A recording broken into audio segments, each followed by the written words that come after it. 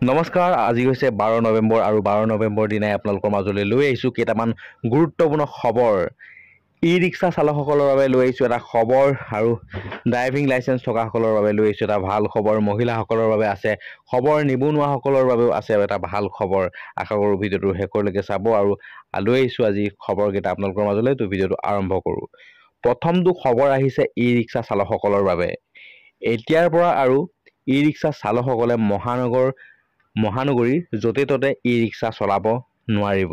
এটা ডাঙৰ খবৰ আহিছে। ৰিক্সা চালকসকলে এতিয়াৰ পৰা মহানগৰীৰ ৰাজপথত য'তে ত'তে চলাব নোৱাৰিব ই-ৰিক্সা। নিৰ্দিষ্ট পথতহে চলাব পাৰিব ই-ৰিক্সা। নিৰ্দিষ্ট পথ আচলতে আছে, নিৰ্ধাৰণ কৰি দিছে আৰু সেই পথতহে তেওঁলোকে ই-ৰিক্সা চলাব পাৰিব।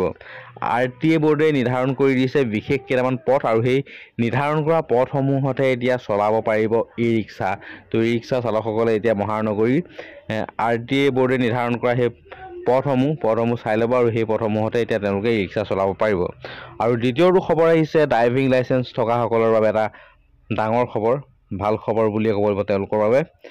দেশৰ সৰ্বোচ্চ ন্যায়ালয়ে প্ৰদান কৰিলে গুৰুত্বপূৰ্ণ ৰায়। এতিয়াৰ পৰা LMV লাইচেন্সৰ জৰিয়তেও আপোনালোকে চলাব পাৰিব ট্ৰাক। আগতে ট্ৰাক চলাবলৈ হ'লে আপোনালোকে জানে HMV লাইচেন্স লাগে, এতিয়া LMV লাইচেন্স থাকিলেও আপোনালোকে চলাব পাৰিব ট্ৰাক। 7,500 কেজি ওজন পৰ্যন্ত যিকোনো মালবাহী বাহন আপোনালোকে চলাব পাৰিব LMV লাইচেন্সৰ জৰিয়তে। যিসকলৰ আছে LMV লাইচেন্স তেওঁলোকৰ এতিয়া আৰু চিন্তা নাই, তেওঁলোকে ট্ৰাক চলাব পাৰিব। যিকোনো মালবাহী আচলতে গাড়ী চলাব পাৰিব, মালবাহী বাহন 7,500 কেজি ওজন পৰ্যন্ত। তো LMV লাইচেন্স থকাসকলৰ বাবে এক সুখবৰ।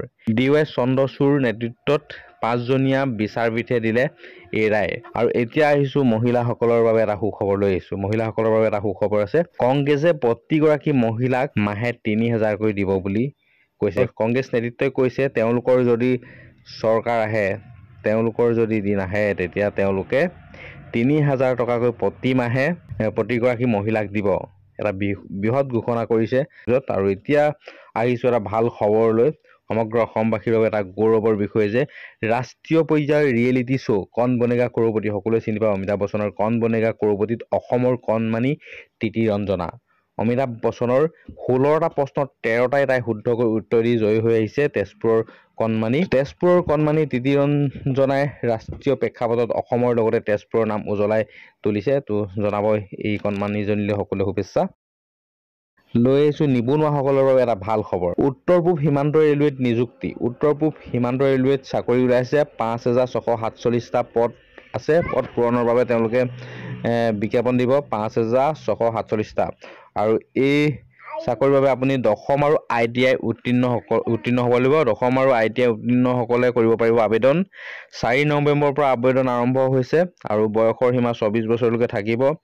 আৰু আবেদনৰ মাচুল হ'ব 100 টকা আৰু 3 ডিচেম্বৰলৈকে আপোনালোকে আবেদন কৰিব পাৰিব। যিহেতু 4 নৱেম্বৰৰ পৰা হৈছে আপোনালোকক জনাইছোঁ, তো 3 ডিচেম্বৰলৈকে আপোনালোকে পাৰিব। যদি এতিয়া আছে 10ম উত্তীৰ্ণ আৰু ITI সকলে আবেদন কৰিব পাৰে। আবেদনৰ মাচুল 100 টকা।